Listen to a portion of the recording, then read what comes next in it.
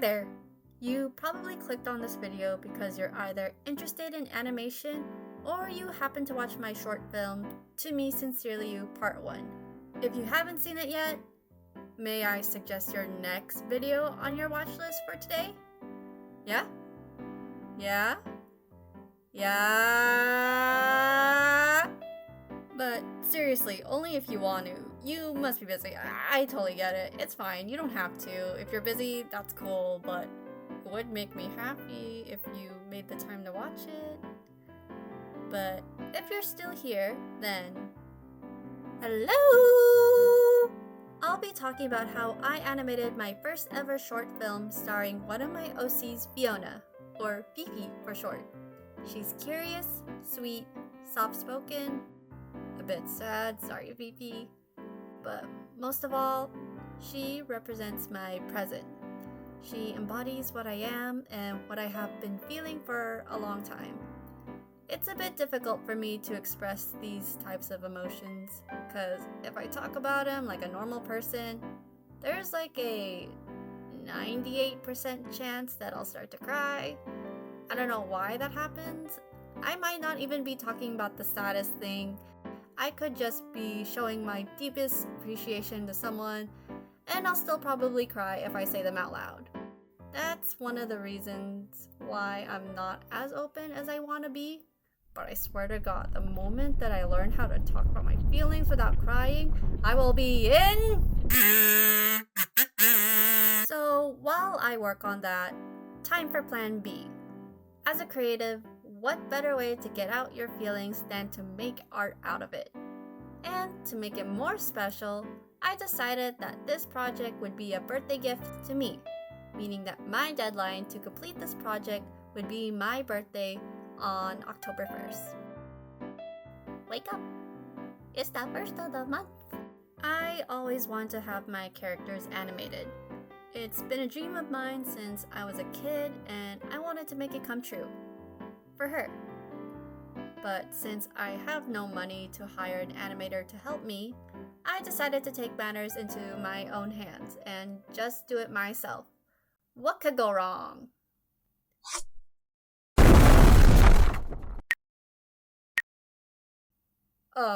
So a lot of things went wrong. Just a disclaimer, this project was very scuffed. I am not part of the animation industry in any shape or form. Believe me, I've been trying to break in for the past couple of years to no avail. Oh hi! Insert studio name. I'm both respecting your time, patience, and schedule by introducing myself as a viable candidate for your upcoming project and wish nothing but the best of your company through email, but asserting my will to be part of the team and bring my creativity to the table by coming in anyway! Damn it! Gonna need a bigger battering ram. I'll be back! You haven't seen the last of me! I didn't take any classes or have a degree in animation, so a lot of the process that I'm showing and how I scheduled things was really through trial and error. All animation was done by me. It was hard and definitely a lot for one person, but it worked out. I would only have myself to blame if things went wrong thanks to my workflow and schedule. But if I were to lead a team with this same structure, they'd quit on the first day. Wait, please! Don't leave me! I'll do better! Take me back! But for sure in the next parts of the To Me Sincerely You series, hint hint wink wonk, it'll definitely go a little more smoothly now that I dove deep into the animation process and I understand a little more of my strengths and weaknesses. It will go more smoothly next time, right? So, if there are any experienced animators that want to give me tips on how to do better next time, let me know in the comments. Also, this should be obvious, but I'm about to show almost everything from my animated short film To Me Sincerely You Part 1. If you still want to watch it without any spoilers, it's your last chance now to head onto my channel and watch it right here. You can always come back to this video when you're done, no worries. I'll save your seat right here. Okay, enough rambling. Without further ado, this is how I made my short film To Me Sincerely You Part 1, frame by frame.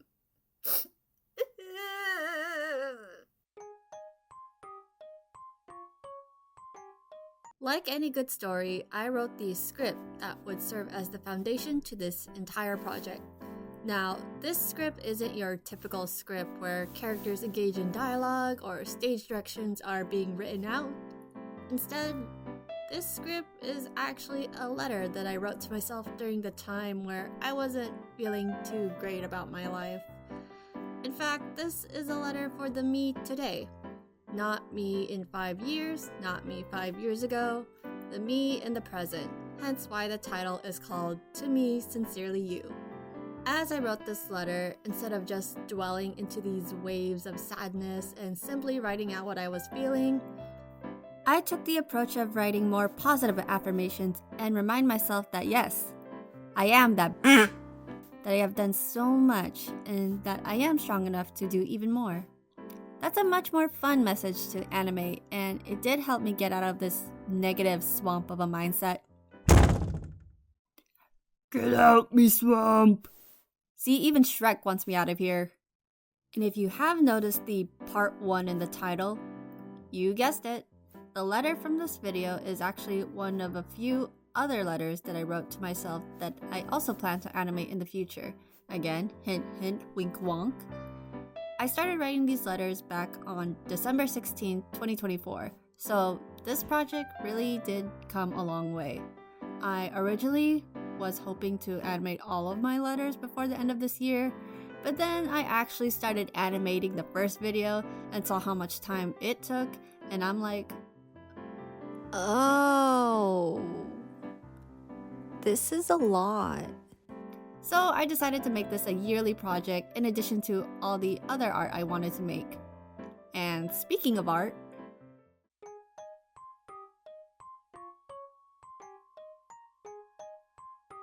even though the letters were written back in December 2024, Fifi was actually created around late September, early October 2023. I've been drawing Fifi ever since, along with my other OCs, and shared it on my Instagram a few times. Again, hint hint, wink wonk. Feel free to check out my Instagram to see my other work and maybe get a glimpse of which character will be in my next video. During the summer of 2024, I developed a white dress concept for each of my OCs and explored what types of white dresses each character would wear. I wanted to research more on fashion and explore what my character's wardrobe would look like, just to learn more about them. And as you can see in one of Fifi's designs, specifically this one right here, it made it to the animation. Back then, this was just a fun idea to draw cute dresses on my characters, and I wasn't expecting to use them in this project. Weirdly, in a sense, this project was already in motion way back then. I did have a turnaround sheet for Fifi already, which helped a lot in making sure she stayed consistent throughout the video. But this turnaround sheet was intentionally made for me when I wanted to make illustrations of Fifi, not so much for animation. If I did have more time, I would have made another turnaround with Fifi in the white dress she was wearing. Thankfully, because her hair covered most of her back and the dress I chose for her was quite simple, I was able to get away with using the turnaround I already had. And I didn't have to worry about what the back of her dress looked like. But the next video for sure, my characters will have a turnaround with the outfit they'll wear. I promise I'll do it right next time. Also, for the blue jellyfish that follows her around, I only had this single drawing of it as reference when I was animating it, so I really was winging it with this one. Sorry, little guy. I was also animating the other jellyfishes on the fly with no other references other than the videos and Google images I pulled up, so they had it worse. Again, I'm really sorry to you all. In addition to becoming the character designer for this project, I was also my own prop designer and the background artist. Yay! More work! Look at all the hats I'm wearing that I gave myself. Thankfully, the backgrounds were not that hard. They were just various shades of blue painted in different ways depending on what I wanted in the shot. I had one where Fifi is looking down to the bottom of the deep ocean, one where she's looking up right below the surface, one where she is slowly descending, and many more. What really put all these backgrounds together were the little props and assets that I animated in order to make the scenes more alive. I made several variations of kelp, tulips, even little bubbles that made some of the scenes less empty. Even though I might complain about how much work I'm giving myself to each and every detail, it makes me feel good to put in so much care into something that I want to create and show everyone. And I had a lot of fun seeing the small things being pulled together. It also makes me feel appreciative to those who do this on a grander project. So I want to give my flowers to all the artists out there that have to do this tedious yet rewarding work.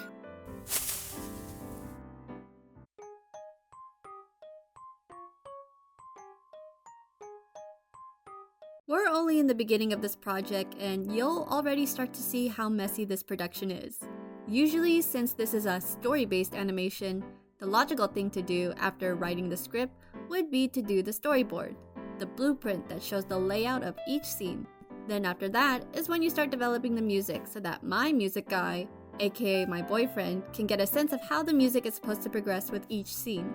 But I got too excited with the thought of my OCs having their own theme song, and I wanted to play around with that ASAP. Here's how it went with creating Fifi's theme, Bubble Tears.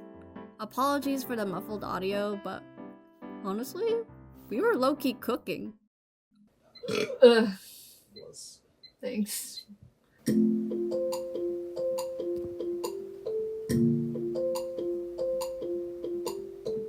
of want to make it a little more sad. It sounds a little too hopeful.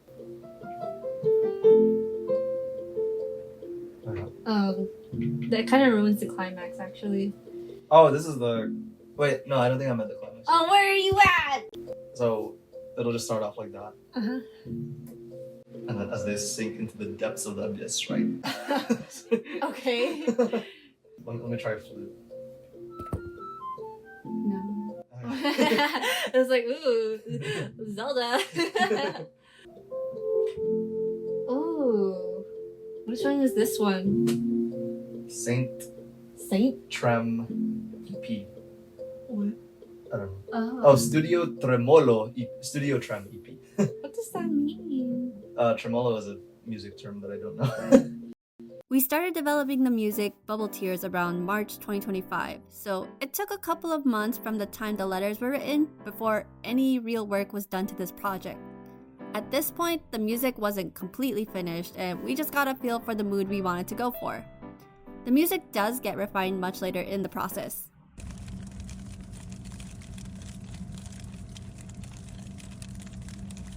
I'll, let you know when exactly the music gets finished. He's mad at me for a reason.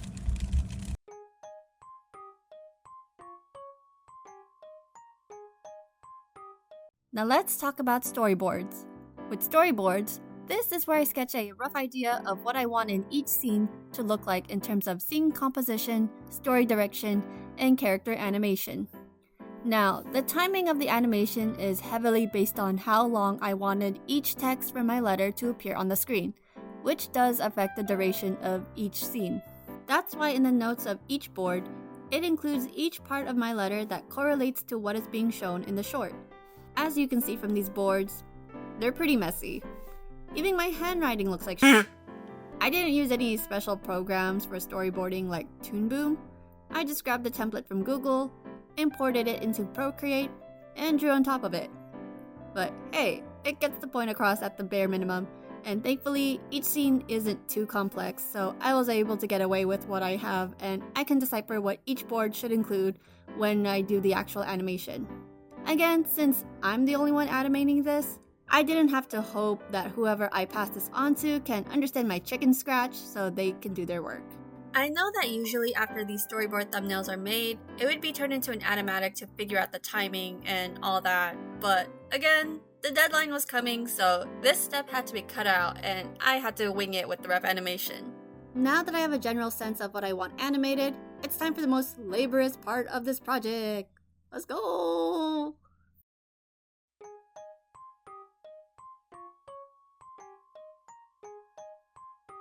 I'll be breaking up this process into 3 segments: the rough animation, the cleanup/line art, and the coloring.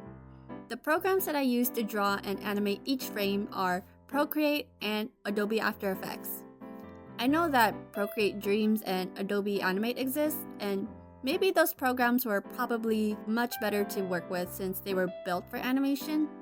But it was already late June and my deadline was fast approaching, and I don't got time to learn a new program, so I'm just gonna use what I have and what I already know, and I was just gonna figure it out. I had about 3 months left to do everything, which sounded like enough time to complete a 3-minute video.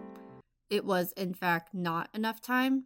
Going into the rough animation and seeing how much time I had to get this done before my birthday, I knew that I would not be able to animate in 24 FPS, or 24 frames per second, which is the industry standard. As a result, in order to meet my deadline, this whole project had to be animated in 6 FPS. A lot less than the standard FPS, but I think it looked alright. Now, before I begin to animate, like every good artist, I had to gather my references. I took various videos of me acting out movements of my character and objects interacting with their environment. It was a little awkward to do, but it helped out a ton. I did try rotoscoping on one of the scenes with Fifi's hand reaching up based on my own hand. Why did I choose to rotoscope for this scene? The reason is simple. I just wanted to try it. I'm not too familiar with a lot of advanced animation techniques, and because I wanted to achieve this sketch-like watercolor style with my video, it's time to bust out the good old onion skin and draw every single frame. I'm not crying because drawing frame by frame kinda sucks the life out of me. It's the onion, I swear! I only had to draw 491 frames. It's kind of insane how much I drew for such a long amount of time, and it makes me proud of myself that I was able to commit to such a project. I did find it funny when you turn off the onion skin, it turns into one of those Rorschach blob tests. Rorschach.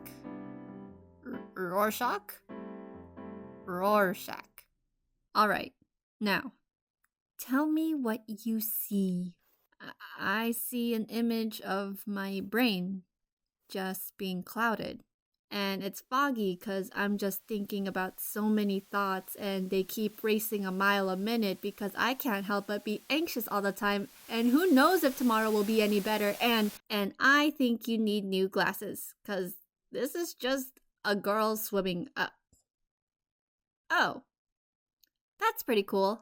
Also, doing frame by frame gives you a great opportunity to see your characters do funny stuff. Here's Fifi, for example, getting ready to jump and swim up. But if you just play back these 2 frames and loop them, it's like she's doing the chicken dance. Look at her go! Once I finished the rough animation and gave myself the okay on the timing of everything, it's time to do the line art for each frame, which means I had to draw 491 frames all over again. Damn these onions! Honestly, doing the line art wasn't too bad. I think this was when I truly appreciated simple character design.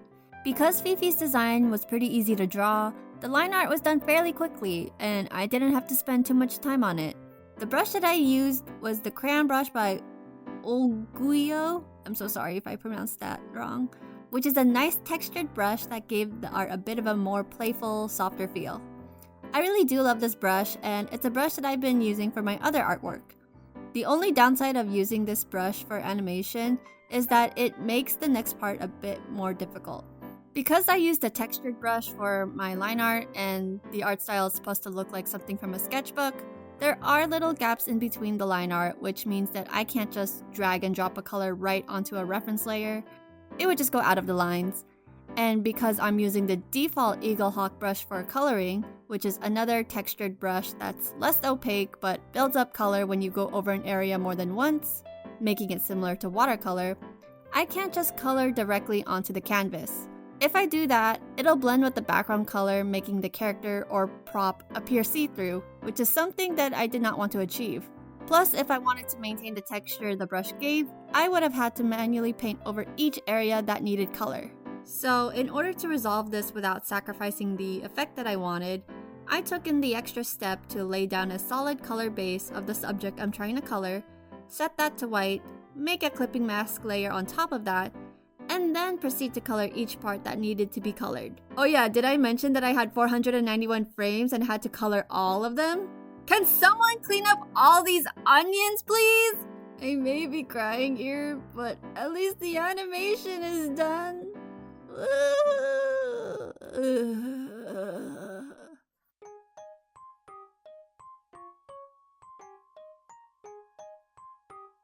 In my video, there's not really a lot of sound effects that you hear, only in the intro and the teaser.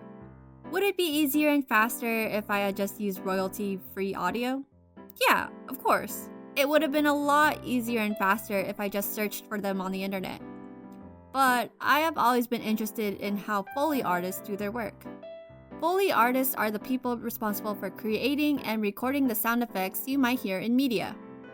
They can create everyday sounds such as footsteps and rain, or other sounds like an explosion and the impact of someone tripping and falling on the floor.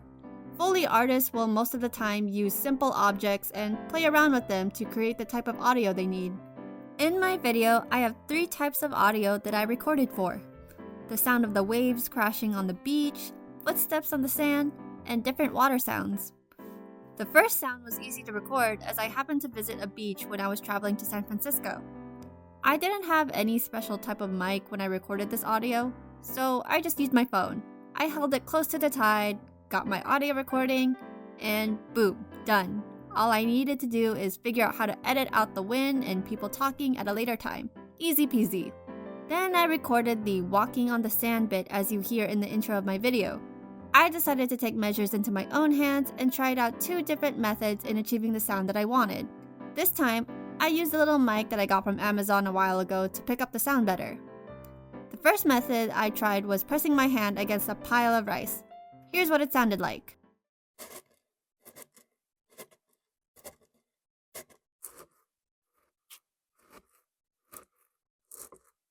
The sound here sounded grainy.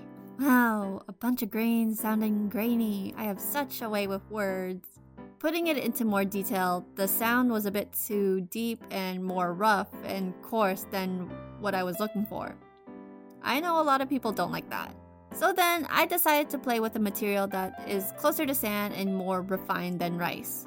I got a box of sugar from my kitchen, and to make sure that I don't mess with it too much since I can't really wash my germs out from sugar, I used a small spoon to help me make the noise. It did take me a while to get the sound that I wanted because the way I tapped or dug my spoon in the sugar really affected the way the sound was recorded. I'm tapping too softly. I can barely hear anything. Not this one too. I'm digging the spoon too hard. It doesn't even sound like a step. So testing out how often and how hard I needed to tap my spoon against the sugar were 2 factors that I had to consider in order to get the soft steps that I'm looking for.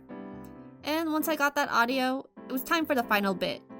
This last set of sounds I needed were various water splashes. I wasn't keen on wasting water and filling my bathtub in order to get a few audio clips, so I called up my friend Mahaiko, who had a pool, and I asked if I could record audio. She said yes, and I paid a visit. By the way, she's an awesome streamer and artist who you should definitely check out. We were about to use her pool, but we got locked out for some reason, so we hit up our other friend Eileen, who was nearby and also had a pool at her place. We did this around nighttime, so nobody was around, and I didn't have to worry about accidentally recording someone.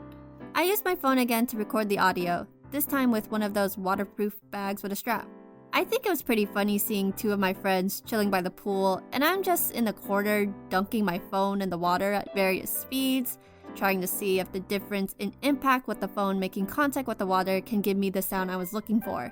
From here, I got my audio of the sounds you'd hear if you were underwater and the little bubbles rising up when you first submerge.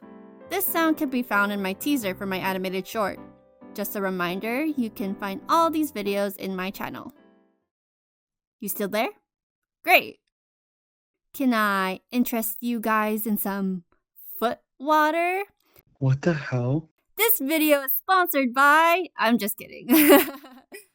One of the other sounds that I had to record was feet walking through water, which is used in the beginning of my film when one of my other OCs was walking along the tide. And because I had two amazing friends, aka two Foley artists for the night, I asked them if they could help splash water with their feet at the pool we were in. Like the other two audio recordings, we had to do a couple of takes figuring out the speed of when each foot came into contact with the water and how fast each step would be one after the other. We were having a lot of fun playing with our foot water audio recording until something happened. Alright, I'm gonna take a few steps back. Remember when I was talking about recording references for my other scenes? One of the scenes involved a mask being dunked underwater, and I wanted to record that reference on the same day with the mask that I brought. We were having trouble with my phone camera focusing on the mask at first, mainly because we were either too far to film it, the bag made it a bit blurry, or a combination of both. Or maybe the mask was cursed and it didn't want to be filmed. Seeing how much trouble we had getting my phone to focus when recording, Mahaiko offered to use her phone because it was water resistant. She has brought her phone in the pool and shower multiple times, and it was still working even after doing so. We thought we were good to use it even without the bag, so I agreed to the idea. We did the recording, it was clear, everything was going good. She pressed the stop button, and then her phone also stopped working. Oh shit, why did it stop working? Heck, she didn't even dunk her phone all the way in, just enough for the camera to submerge. We did some research and it might have either been the water-resistant coating wearing off over time since she did own this phone for a couple of years, or it might have gone into the itty-bitty crack she had on it that was maybe deeper than we thought. She was pretty calm about the situation and said don't feel bad and that if it no longer worked, she could finally get a new phone with a much bigger storage. But holy heck, I still feel guilty about the whole thing because none of this would have happened if I didn't ask to use the pool in the first place. Rip Mahaiko's phone. Here's a photo of the rice casket we buried the phone in. Ever since that day, it never turned on. I am once again asking for your support. Not to me, but to Mahaiko for all her help and sacrifice. Again, please check her out on Twitch and her socials and tell her RIP phone. I think my phone felt bad about what happened to her phone because when Mahaiko tried to film again with my phone after all that, it only focused for her. So yeah, we got the recording, but at what cost? Would have been nice if you were doing your job earlier and didn't have to sacrifice another phone, you freaking piece of plastic. At this point, we got all the sound effects that were needed, and it was time for the next step.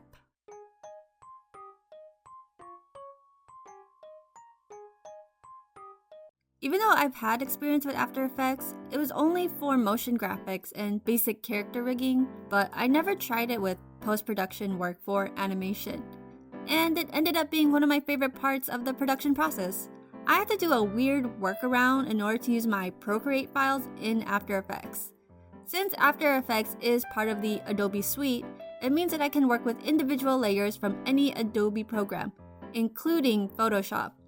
And since Procreate allows me to export my Procreate files as a Photoshop file, I can treat each layer as an individual frame and adjust the timing for each of them. I was able to animate in 6 FPS because I set each layer to last about 5 half seconds, or whatever this metric stands for, and create a sequence out of them. Hi, Editor Me here. I still don't know what that last metric is, so if anyone in the comments can let me know what that is, that would be great. Thanks! I wouldn't need to do this stuff if I just uploaded an already made PNG sequence of my animation, but something went wrong with the export in Procreate and I just could never get it to work, so we're gonna do it the way I just explained. Saving each animation as a Photoshop file and having each frame as a layer saved me a lot of time since I didn't have to save each individual PNG because remember, I had 491 frames. If you don't know what post-production looks like in animation, it's basically the part in animation where everything just comes together. I had to tweak a lot of the camera movement, effects, layout, and my favorite, lighting and color overlay. I just want to give a quick shout out to these two YouTubers, Manu Mercurial and Toniko Pantoja. I'm sorry if I mispronounced your name. These two provided the most useful videos when it came to learning about post-production animation with After Effects. I watched Manu's video, Animate Post-Production Like a Pro, and Toniko's video, how I used After Effects for my animation work when I was working on my own project. Both of them do a very wonderful job of breaking down their process and showing what settings and tools they used to achieve the look they were going for. I was a complete beginner to all of this, and I was able to follow them with no problem. It was really cool to see a scene go from this to this and this to this. So if you want to learn more about using After Effects in your animation, I highly recommend checking these two out. At this point, the video is almost done. Yippee! I got the majority of the work done, and it's only September 29th. 2 days before the whole video was supposed to be uploaded.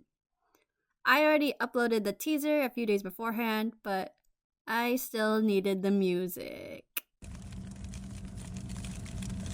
I'm so sorry. I know it's late. Please don't hate me. I'll buy your next Pokemon ETB. Please help me finish the music.